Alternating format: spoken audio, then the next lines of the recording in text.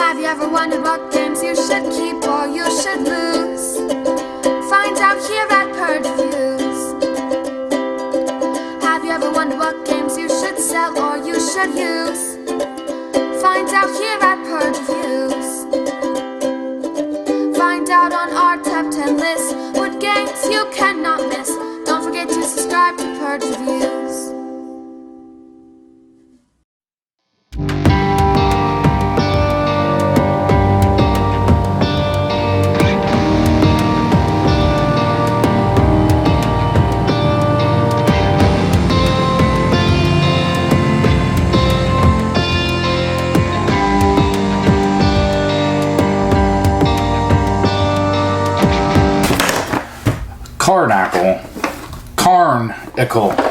Karnickel.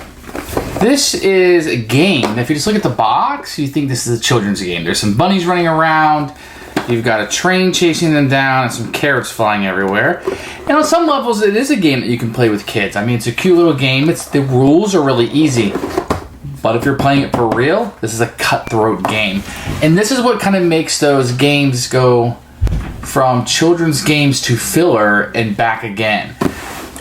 So if you're on a tight budget and you're looking for a game to play with your kids, but you also want to play with adults also, then a game like Karnickel will really fit that bill. And I think that's a really, really great place for a game like this. And when you're designing a filler, I like it sometimes to be able to play with my children and adults. I can go either way. But this is a really fun little game. Very easy to play. You're just kind of pressing your luck a little bit. Who do you want to move around?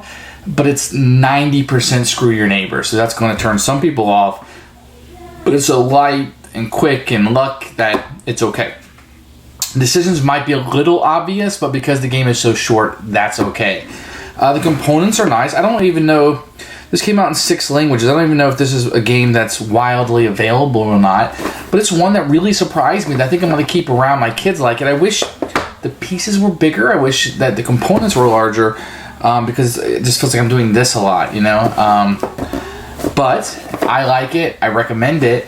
It's not going to knock your socks off. It's not going to be the greatest game that you ever play, but for its purpose and cuteness, I mean, you could break this out at Thanksgiving and play with non-gamers, and I think everybody would have a good time, especially if you had some siblings that were a little bit competitive. I think they would really, really enjoy this.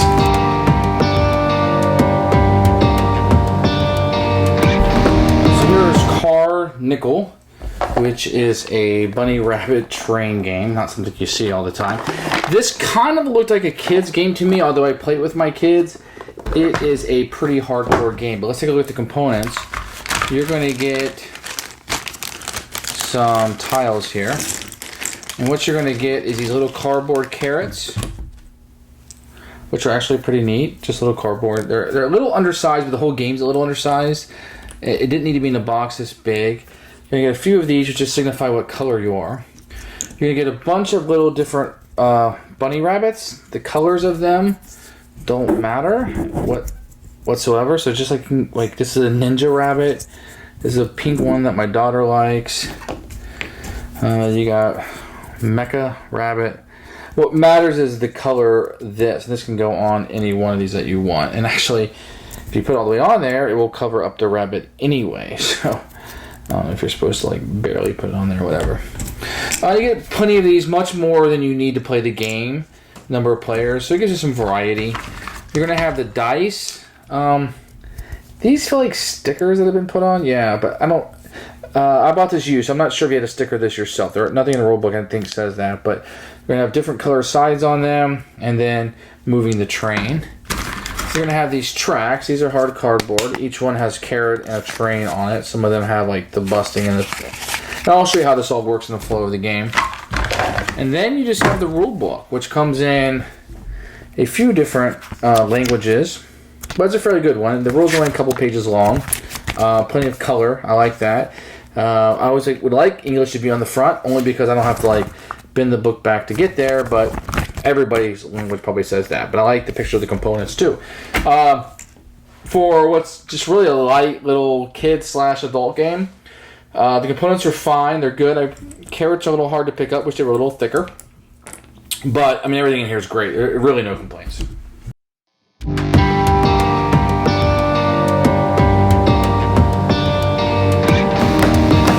rules for Karnickel are really clear. The game is very, very simple to play. It's a little light filler with some dice that you rule.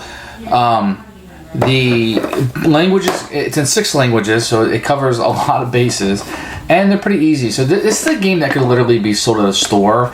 You slap some kind of license on it, and I think that it would sell pretty well. This is one of those things that maybe were a little bit overlooked for the quality of the fun of the dice rolling and the lightness of it, being able to play with children. The rules are very clear.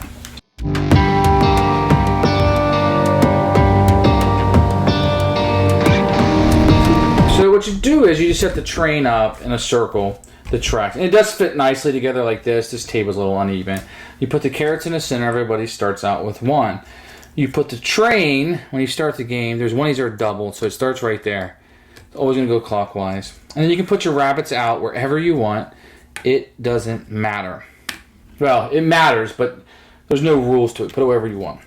And what you're going to do on a turn is very easy. And this game really can play with kids or adults. You roll the dice, and any that come up trains go in the center. And then you'll take the rest of these. Well, I just happen to roll all the same sides. So all red or green. Well, that's what I rolled. So I rolled 4 red and green. So I can move either the red 4, and you must move somebody. You don't have to move your own, but you can. And I have to move the red or green 4. So I'll move the green. 1, 2, 3, 4. So he'll end up right behind that. And the next person can roll dice. And any trains he gets goes in the center. This time I rolled red, yellow. So I can move the red 1 spot, 2 yellows, or yellow 2 spots, or the blue 1 spot. Yellow's not even on the board, so ignore it. I'll move the blue 1. And what you're trying to do is, let's say the rest of these came out trains. So once they all come out trains, then what you do is you take all of the dice and you move whatever you rolled. So this time I moved, I don't know if you can see that, 1, 2, 3, 4 for the train movement. So the train will move 1, 2, 3, 4. If it doesn't hit anybody, you get whatever carrots you're on. So in this case, they would get 2 each. If you're here, you'll lose a carrot. This guy would get 1. There's 3 there, 2, 1, and 1. Now, there are 2 tunnels, the one where you lose 1 and the one where you gain 1, where if the train passes you, you are safe. So if the train goes through the tunnel, you are safe. Otherwise, if he goes over you, you run away and you don't get any trains, or you don't get any carrots. The first one to 8 carrots wins. So the strategy is you want to kind of move yours on a larger one, maybe 2 instead of 1, but you want to be behind the train as much as possible because he has a longer way to go. So if you're right behind him, he's going to get everybody. So it is what it is. But, you know, if you, let's say I rolled 4 here, and that was set up, 1, 2, boop, 3, 4. So the green wouldn't score anything. The red would get 1, and the blue would get 1. But remember, on a turn, you don't just move your rabbit. You can move any rabbit. So you're always moving somebody. And you say, I'm red, okay, and I rolled, say, 2 blue, 1 yellow, 1 green. I want to go 1, 2, and put the blue in the danger of the train. In this case, he'd be safe, but if he stays there, he's going to lose 1 carrot. If he came here and the train moved, he gets nothing. So it's a real kind of screw. It's all about screwing your partners. It's about maximizing how many carrots you get. Very easy. Just rolling the dice and do what it says. But the game is in the movement, and that's what keeps this game as a dice game, not being just a slave to the dice. It's not just roll and move your guy this many spots. You can move anybody, and that's where the beauty of the game comes forth. And this can be played with kids. This can be played as a filler with adults. It can go either way. It's simplistic. It's simple, but the screw you factor makes it fun. And it's not screw you because I happen to draw this card that screws you. It's who do I move? You know, I have 3 or 4 choices of which guys I can move. What's going to best position me or hurt you if you're leading? Those are fun decisions.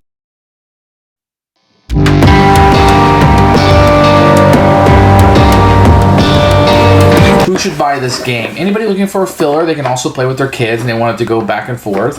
If you want to take a game to Thanksgiving and have some non-gamers play, I think this will fit the bill. You're going to have to like that screwage factor. Somebody else is going to be moving your pawn around the table, which will have consequences on how many carrots you get. So some of it is out of your control, but then on your turn, you can get them back if you want. There's a little bit of metagaming that will be going on there. There's no way to make deals per se. I mean, I promise I won't move yours. None of that's in the rules. But I'm sure that's going to happen in this type of game. And then you just screw them over on your turn. It's so light, but it's a really fun little filler. If you like getting games off the beaten path that maybe others haven't heard of, check out Karnickel. I think this will fit what you're looking for.